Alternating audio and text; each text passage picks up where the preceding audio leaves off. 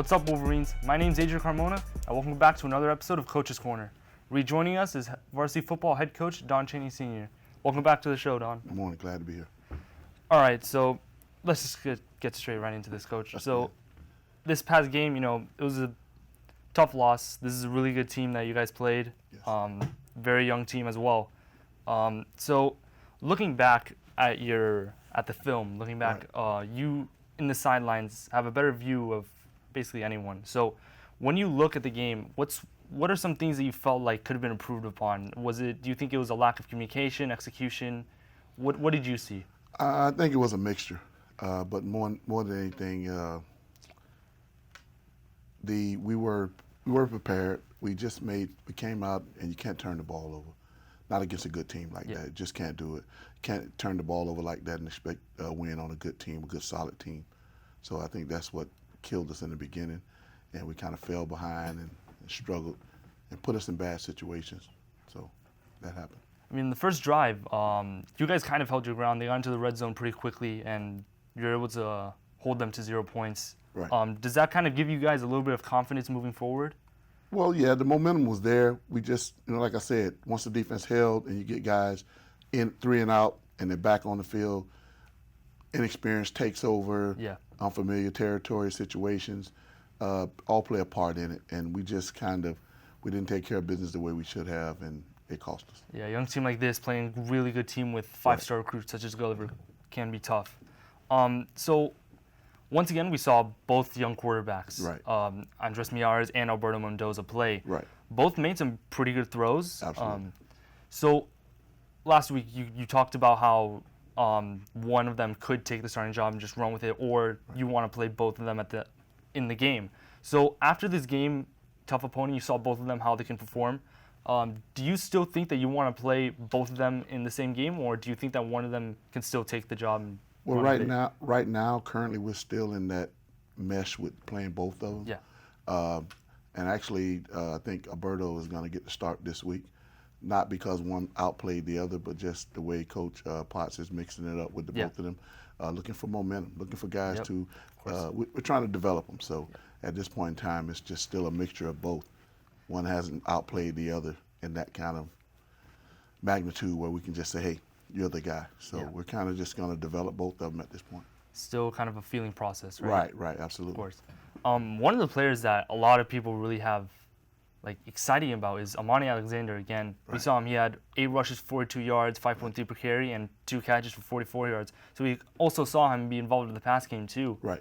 So are your expectations for him higher now after his performance? Well, he's developing. I mean, he's going to be an outstanding player. I'm sure he'll be a top recruit at some point as the time goes on. But right now, he's just still developing, and he's very enthused about what he's doing, and he's working hard. So look for good things from him. Yeah, I think a lot of students are very excited to see what he has to offer, especially in years going forward. He's still a freshman too. And another interesting question I have, do you think that we can see more plays that we have Hayden Puente and Amani Alexander at once, like a 2 running back set? It's very possible. Very possible. And then one play I think everybody was excited for, Gako's 80-yard touchdown. Right. He was able to, it was a good throw by Miares. He got the ball with the defender on him and was able to stay in bounds and go for the touchdown.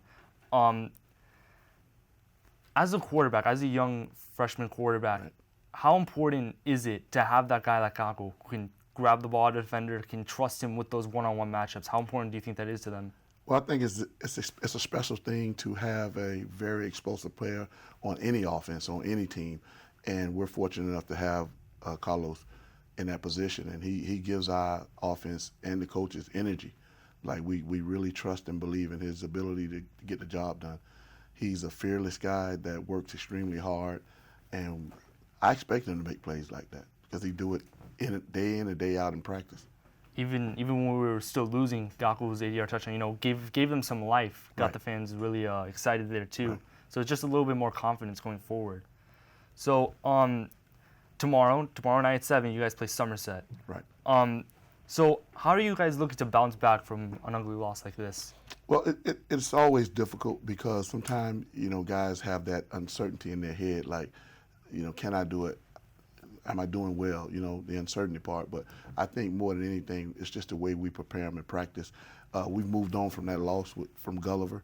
We all took our losses and we just threw them in the trash, and we're back to the starting board this week, Thursday, and it's Somerset's up. So everything that happened last week is out the window. It's all about Somerset right now. That short-term memory loss, trying to just believe move on. That's very important. Absolutely. So we saw some injuries last week against Gulliver. Nico Mona and Robbie Lizama got injured. Do you think that they'll be back to play tonight, or? I think that they won't play Thursday, either one of those guys, but they'll be back shortly. Good. And how are you looking to fill those roles with other players that you have? So do you think that people that you usually don't get as much playing time, do you think that they'll be able to see the field? Well, we have that motto, next man up. I mean, we expect every guy if you're the second string guy to anybody, you're just one play away from being a starter. So we try to prepare all our young men to be ready to go, and that's where we're at right now. So every guy really has that chance. They need to be prepared. If someone goes down, they're the next guy up. Absolutely. Always got to be prepared for that.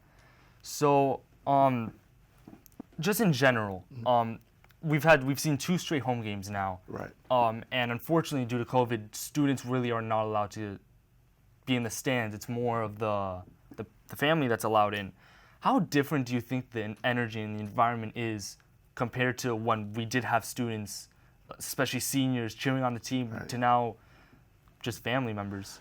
It's very different because here at Belen, our student section is like probably one of the best in the country. Those guys, they really give it to the opposing team, and we miss that. That energy is special, and it drives us. It gives us a little extra, So we miss it. It's a very exciting time for them and for us at the same time. So it's very important, and we really miss it. We have all the seniors like dressing up in different outfits. It's it brings that like energy to it that a lot of people are excited for. I mean, the family has also been pretty excited too. Yeah. I mean, no shade to them, but like they're also very like energetic with the team. It's their family members playing Absolutely. there. So obviously there's going to be some excitement there, but it does feel different being there. Definitely. It definitely does. That energy that they bring you can't replace. Yeah, it's unreplaceable. Right. And that concludes this episode of Coach's Corner. Big thanks to Coach Cheney for joining us again, and wish him the best of luck against tomorrow night's game against Somerset. I'm Major Carmona signing out. Stay golden, Wolverines.